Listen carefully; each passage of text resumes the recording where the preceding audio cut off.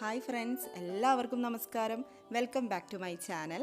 ഇന്ന് ഞാൻ വന്നിരിക്കുന്നത് നമ്മുടെ മലബാർ സ്പെഷ്യൽ സ്നാക്കായ പഴം നിറച്ചതുമായിട്ടാണ്. സ്റ്റഫ്ഡ് ബനാന ഒത്തിരി പേർക്ക് അറിയാവുന്ന റെസിപ്പി ആയിരിക്കും ഇത്. അപ്പോൾ അറിയാത്തവർക്ക് വേണ്ടിയിട്ടാണ് ഈ ഒരു വീഡിയോ. നല്ല സ്വീറ്റ് ആൻഡ് സിമ്പിൾ ആയിട്ടുള്ള ഒരു സ്നാക്കാണിത്. അപ്പോൾ വീഡിയോ കാണുക. ഇഷ്ടപ്പെടുകയാണെങ്കിൽ ലൈക്ക്, ഷെയർ ആൻഡ് സബ്സ്ക്രൈബ്. നമുക്ക് വീഡിയോയിലേക്ക് കടക്കാം. ആദ്യം നമുക്ക് തേങ്ങ വെച്ചിട്ടൊരു ഫില്ലിങ് തയ്യാറാക്കണം. അപ്പോൾ അതിന് വേണ്ടിയിട്ട് 3 ടേബിൾ സ്പൂൺ നെയ്യ് ഒഴിച്ച് ചൂടാക്കാം. ചൂടായിട്ട് വരുമ്പോൾ അതിലേക്ക് കാഷ്നട്ടും കിസ്മിസും ചേർത്ത് കൊടുക്കാം. ഇതിൻ്റെ കളറൊന്ന് മാറി വരുമ്പോൾ തേങ്ങ ചേർത്ത് കൊടുക്കാം. 1 കപ്പ് തേങ്ങ ചിരവിയതാണ് ഞാനിവിടെ ചേർക്കുന്നത്. എന്നിട്ട് നമുക്കൊന്ന് വഴറ്റിയെടുക്കാം.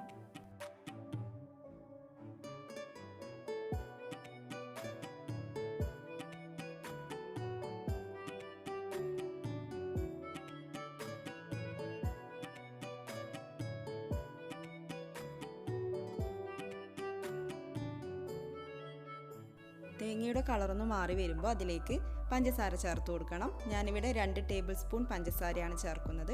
അപ്പോൾ മധുരമൊക്കെ നിങ്ങളുടെ ഇഷ്ടത്തിനനുസരിച്ച് ചേർത്ത് കൊടുക്കാം. ഇനി ഏലക്കായ പൊടി ചേർത്ത് കൊടുക്കാം. 1 ടീസ്പൂൺ ഏലക്കായ പൊടി കൂടെ ചേർത്തിട്ട് വീണ്ടും വഴറ്റിയെടുക്കണം. ഉന്നക്കായക്ക് വേണ്ടിയിട്ട് നമ്മൾ ഫില്ലിങ് തയ്യാറാക്കിയില്ലേ തേങ്ങ വെച്ചിട്ട്, അതേ ഫില്ലിങ് തന്നെയാണ്, പക്ഷേ പ്രിപ്പറേഷൻ ഡിഫറെൻ്റ് ആണ്, അത്രമാത്രം. തേങ്ങ നല്ല ബ്രൗൺ കളർ ആവാൻ വേണ്ടിയിട്ടൊന്നും നിൽക്കേണ്ട. ഈ ഒരു പാകത്തിലാവുമ്പോൾ നമുക്ക് ഫ്ലെയിം ഓഫ് ചെയ്ത് കൊടുക്കാം. എന്നിട്ട് ഇത് വേഗം തന്നെ വേറൊരു പാത്രത്തിലേക്ക് മാറ്റി വെക്കാം. അല്ലെങ്കിൽ ഈ ഒരു പാത്രത്തിൻ്റെ ചൂട് കൊണ്ട് തന്നെ ഇത് വീണ്ടും ഫ്രൈ ആയി കിട്ടും, മൊരിഞ്ഞു പോവും. ഇനി നമുക്ക് മൈദ വെച്ചിട്ടൊരു ബാറ്റർ റെഡിയാക്കണം. അതിന് വേണ്ടിയിട്ട് ഞാനിവിടെ 4 ടേബിൾ സ്പൂൺ മൈദ എടുത്തിട്ടുണ്ട്.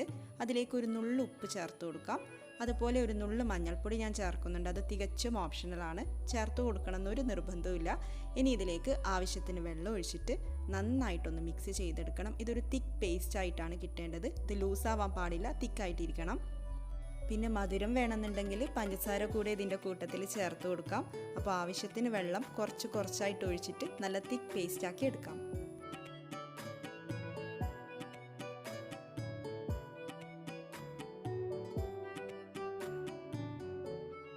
ബാറ്റർ ഇവിടെ റെഡി ആയിട്ടുണ്ട്. ഇനി നമുക്ക് പഴം റെഡിയാക്കി എടുക്കാം. പഴം ഞാനിവിടെ നെടുകെ മുറിച്ചെടുക്കാൻ പോവുകയാണ്. അപ്പോൾ നമ്മൾ ഒരു കത്തി വെച്ചിട്ട് ഇതുപോലെ കീറിയെടുത്താൽ മതിയാവും. കീറിയെടുക്കുമ്പോൾ ശ്രദ്ധിക്കണം, മുകളിലും താഴെയും കുറച്ച് സ്പേസ് വെക്കണം. അതായത് മുഴുവനായിട്ട് കീറിയെടുക്കാൻ പാടില്ല. ഇപ്പോൾ ഇവിടെ ഒരു ഗ്യാപ്പ് വന്നിട്ടുണ്ട്. ഇനി ഇതിലേക്ക് നമുക്ക് കോക്കനട്ട് ഫില്ലിങ് ചേർത്ത് കൊടുക്കണം. അപ്പോൾ അതിന് വേണ്ടിയിട്ട് ഇതിൻ്റെ ഉള്ളിൽ, പഴത്തിൻ്റെ ഉള്ളിൽ കറുത്ത നാരുണ്ടാവില്ലേ, സീഡ്, അത് കളയണം. അപ്പോൾ ഒരു സ്പൂണിൻ്റെ ബാക്ക് സൈഡോ അല്ലെങ്കിൽ കത്തിയോ വെച്ചിട്ട് നമുക്ക് ഇതിൻ്റെ ഉള്ളിൽ സീഡൊക്കെ ഒന്ന് കളഞ്ഞിടണം. ഇനി നമുക്ക് ഫില്ലിങ്സ് നിറച്ച് കൊടുക്കണം.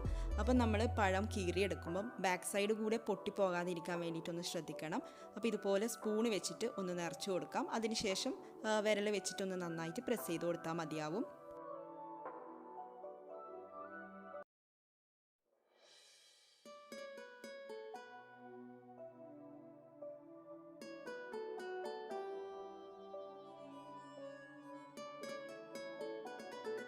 ഫില്ലിങ്സ് ഒക്കെ നിറച്ചിട്ട് പഴം ഇവിടെ റെഡി ആയിട്ടുണ്ട്. ഇനി നമുക്ക് ഈ തൊലി അങ്ങ് കളഞ്ഞേക്കാം. തൊലിയുടെ ആവശ്യമില്ലല്ലോ.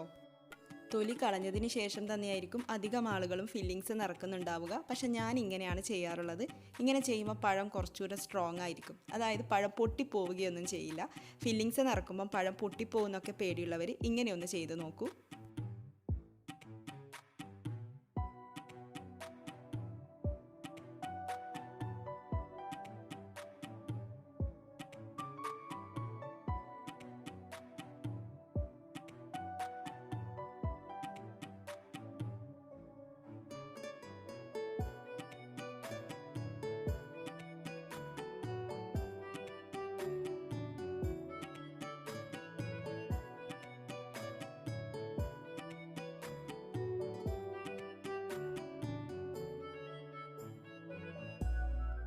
ഞാനിവിടെ 5 പഴം നിറച്ച് വെച്ചിട്ടുണ്ട്. അപ്പം ഞാൻ തയ്യാറാക്കിയ ഫില്ലിങ്സ് വെച്ചിട്ട് ഒരു പഴം കൂടെ നിറച്ച് വെക്കാം. പഴമൊക്കെ ഇവിടെ റെഡിയാക്കി വെച്ചിട്ടുണ്ട്. ഇനി അടുത്ത സ്റ്റെപ്പ് എന്താണെന്ന് നോക്കാം. ഇനി നമുക്ക് ഈ സ്പ്ലിറ്റ് ഒന്ന് കവർ ചെയ്തെടുക്കണം. ഈ ഫില്ലിങ് വെച്ച ഭാഗം നമുക്ക് ഈ മൈദയുടെ ബാറ്റർ വെച്ചിട്ട് കവർ ചെയ്തെടുക്കാം. അത് നമുക്ക് മൈദയുടെ ബാറ്റർ ഇതിൻ്റെ മുകളിലേക്ക് ഇങ്ങനെ ഒഴിച്ചു കൊടുത്താൽ മതി. അപ്പോൾ ഒഴിച്ചു കൊടുക്കുമ്പോൾ തേങ്ങയുടെ ഈ ഫില്ലിങ്സുമായിട്ട് ടച്ച് ചെയ്യാതിരിക്കാൻ വേണ്ടിയിട്ട് ശ്രദ്ധിക്കണം. അങ്ങനെ ആവുമ്പോൾ സ്പൂണിലൊക്കെ അത് പറ്റിപ്പിടിക്കും. അതുകൊണ്ടാണ് നമുക്കിങ്ങനെ ഒന്ന് ഒഴിച്ചു കൊടുത്തതിന് ശേഷം കൈ വെച്ചിട്ടൊന്ന് സ്പ്രെഡ് ചെയ്ത് കൊടുക്കാം.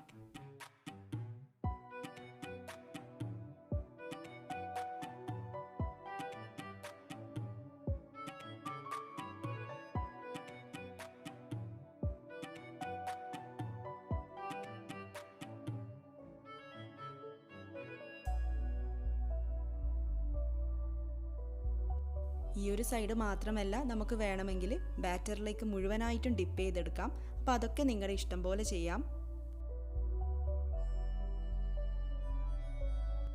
ഇനി നമുക്കിത് ഫ്രൈ ചെയ്തെടുക്കണം. ഫ്രൈ ചെയ്യാൻ വേണ്ടിയിട്ട് നെയ്യും യൂസ് ചെയ്യാം, വെളിച്ചെണ്ണയും യൂസ് ചെയ്യാം. ഞാനിവിടെ രണ്ടും കൂടെ മിക്സ് ചെയ്തിട്ടാണുള്ളത്. 2 ടേബിൾ സ്പൂൺ വെളിച്ചെണ്ണയിലേക്ക് 1 ടേബിൾ സ്പൂൺ നെയ്യ് ഒഴിച്ചിട്ടുണ്ട്. അത് ചൂടായിട്ട് വരുമ്പോൾ അതിലേക്ക് പഴം ചേർത്ത് കൊടുക്കാം.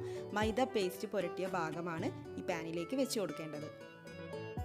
ലോ ഫ്ലെയിമിൽ വെച്ചിട്ട് വേണം ഫ്രൈ ചെയ്തെടുക്കാൻ. എല്ലാ ഭാഗവും ഒരുപോലെ കളർ മാറിയിട്ട് ഒരേപോലെ ഫ്രൈ ആയിട്ട് കിട്ടണം.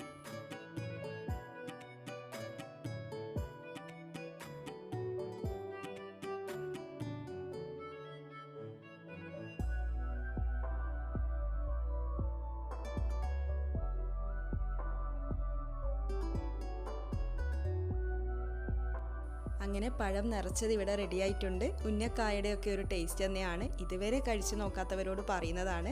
അപ്പം നമ്മുടെ മലബാറിൻ്റെ ഒരു സ്പെഷ്യൽ സ്നാക്കാണിത്. ഇതുവരെ ട്രൈ ചെയ്യാത്തവരുണ്ടെങ്കിൽ ഒന്ന് ട്രൈ ചെയ്ത് നോക്കൂ. എന്നിട്ട് നിങ്ങളുടെ അഭിപ്രായം കമൻസിലൂടെ എന്നെ അറിയിക്കുകയും വേണം. ഇതുപോലുള്ള റെസിപ്പീസുമായിട്ട് നമുക്ക് വീണ്ടും കാണാം. താങ്ക്